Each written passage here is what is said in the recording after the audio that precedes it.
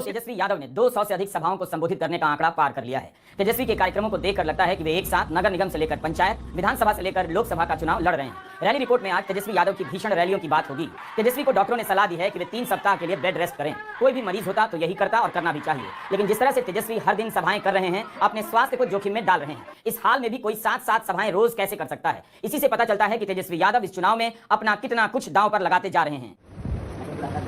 तेजस्वी की हालत यह है कि व्हील चेयर से घर से बाहर निकलते हैं और हेलीपैड तक जाते हैं। घर से निकलने से पहले 1 से 1.5 घंटा फिजियोथेरेपी कराते हैं और लौटने के बाद भी 1.5 घंटे तक फिजियोथेरेपी होती है। पेन किलर खाकर हर दिन सभाओं के लिए निकलना और आना आसान नहीं। प्रधानमंत्री मोदी कितनी रैलियां करते हैं, इसकी खूब रिपोर्टिंग होती रही है। उनकी सभाओं की गिनती बड़ी बड़ी हेडलाइनों में छापी जाती है। बताया जाता है कि प्रधानमंत्री मोदी कितने कर्मठ हैं, लेकिन इस हाल में तेजस्वी 7 सभाएं रोज कर रहे हैं। उनकी कर्मठता की चर्चा नहीं होती। उनके कार्यक्रमों के अनुसार 22 मई तक तेजस्वी की सभाओं की संख्या 205 हो चुकी होगी। तेजस्वी जब बेल्ट लगाकर रैली में पहुंचते हैं तो मुश्किल से खड़े हो पाते हैं। बैठकर ही भाषण देते हैं। कमर पर बंधी बेल्ट दिखाते हैं और बताते हैं कि इंजेक्शन लेकर रैली में आया हूं।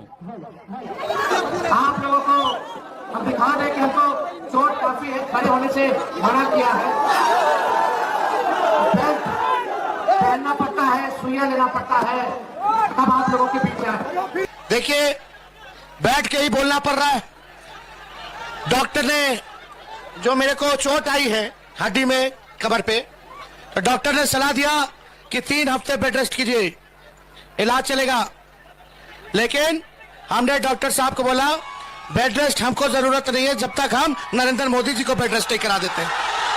इस चुनाव में तेजस्वी यादव ने 3 अप्रैल को जमुई से अपने अभियान की शुरुआत की। अकेले जमुई में उन्होंने 17 सभाएं की हैं। उसके बाद से तेजस्वी हर लोकसभा में, कई विधानसभाओं में सभा करने लग गए ताकि ज्यादा से ज्यादा जनता के बीच पहुंच सके। मुझे पता है कि गोदी मीडिया में बीजेपी की जीत की अब दिन रात घोषणा होने लगी है। पन्ना प्रमुखों से लेकर तमाम सांगठनिक बातों का विवरण दिया जाने लगा है। बीजेपी अगर जीत गई तो तुरंत ही विपक्ष को आलसी बताया जाएगा, नकारा बताया जाएगा, यह भी कहा जाएगा कि उसे जनता और उसके मुद्दों की समझ नहीं। लेकिन हार जीत से अलग इसी समय में देखिए कि विपक्ष कैसे लड़ रहा है। अलग अलग राज्यों में अलग अलग नेता किस तरह चुनाव प्रचार कर रहे हैं। उनके पास धन नहीं है लेकिन दम बचा हुआ होती है कि आप विपक्ष को लड़ते हुए देखें, जाने कि कैसे लड़ रहा है। यह चुनाव 2019 से इस मायने में भी अलग है कि विपक्ष दिखाई भी दे रहा है और लड़ भी रहा है।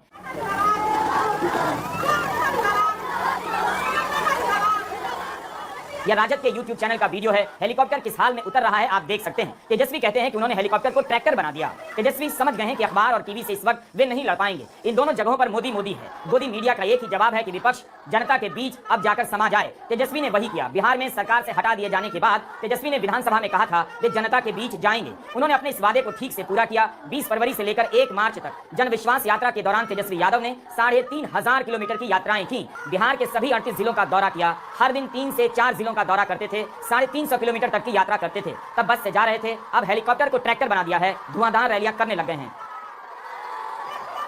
आप लोग पीछे देखिएगा तो मेरा हेलीकॉप्टर है, लेकिन हम बोलते हैं मेरा ट्रैक्टर है।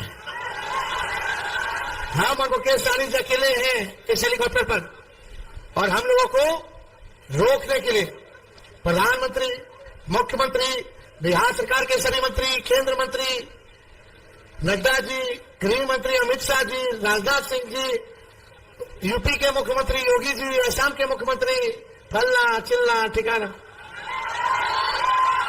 मेरा ही ट्रैक देता है। इस तरह का रोना रोने वाले दिल्ली में बहुत से लोग मिलते हैं और व्हाट्सएप यूनिवर्सिटी के जरिए सबसे बड़ा प्रचार यही किया गया है कि लोगों की नजरों के सामने से ही नहीं, उनकी समझ से भी विपक्ष को गायब कर दिया गया है। उन्होंने भी विपक्ष को नहीं देखने का ठोस बहाना बना लिया है और इस बहाने के नाम पर ऐसे राजनीतिक चर्चाकार भी विपक्ष को गायब कर देते हैं। तो एक तरफ विपक्ष को दिखाया नहीं जाता और दूसरी तरफ गोदी मीडिया पर दिन रात बीजेपी को दिखाया जाता है ताकि बीजेपी के लिए हर वक्त माहौल बना रहे। जिस हाल में तेजस्वी यादव अपनी जान को खतरे में डालकर सभाएं कर रहे हैं, कहीं से भी नहीं लगता कि विपक्ष इस लड़ाई को लेकर गंभीर नहीं है और न उसे लड़ना आता है। तेजस्वी यादव ने जनविश्वास यात्रा के दौरान बिहार में ही 3500 किलोमीटर की यात्रा की, तो राहुल गांधी ने दोनों पदयात्राओं को मिलाकर 10,000 किलोमीटर की। गोदी मीडिया के किसी पत्रकार ने तेजस्वी से नहीं पूछा होगा कि आप में इतनी ऊर्जा कहां से आती है। स्लिप डिस्क के बाद भी आप एक दिन में 7 सभाएं कैसे करते हैं? तरकारी कौन सी खाते हैं? चोखा किस चीज का खाते हैं? दाल के साथ सब्जी खाते हैं या केवल सब्जी खाते हैं? ऊर्जा कहां से आती है? यह सवाल केवल भारत के प्रधानमंत्री नरेंद्र मोदी के लिए रिजर्व है ताकि पता चले कि वही काम कर रहे हैं। उनके मंत्रियों से भी नहीं पूछा जाता कि वो जब बिना छुट्टी के काम कर रहे हैं तो आप लोग क्या छुट्टियां लेते हैं? आप कैसे छुट्टी ले लेते हैं?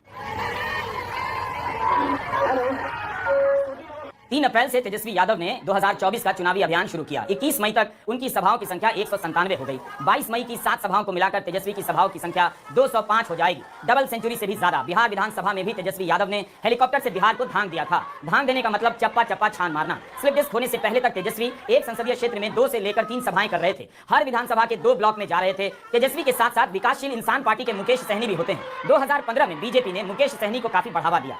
तब मुकेश सहनी का विज्ञापन अखबारों के पहले पन्ने पर छपने लगा था। तब से लेकर आज तक मुकेश सहनी ने मछुआरा समाज में अपनी पकड़ मजबूत कर ली है। तेजस्वी इस बात को जानते हैं और शायद मुकेश सहनी को भी समझ आ रहा होगा कि राजनीति की किस धारा के साथ रहकर वे लंबा चल सकते हैं। तेजस्वी उन्हें अपनी हर सभा में हेलीकॉप्टर में लेकर जाते हैं। मुकेश सहनी का समाज मछली पालन और मारने का काम करता है। जाहिर है मछली उनका दैनिक भोजन भी है। बीजेपी यह समझ नहीं पाई। मछली खाने को लेकर विवाद ने उल्टा उसे फंसा ही दिया। बंगाल में ममता बनर्जी मछली को लेकर बीजेपी पर निशाना साधने लगी कि अब यह पार्टी नहीं चाहती कि लोग मछली भी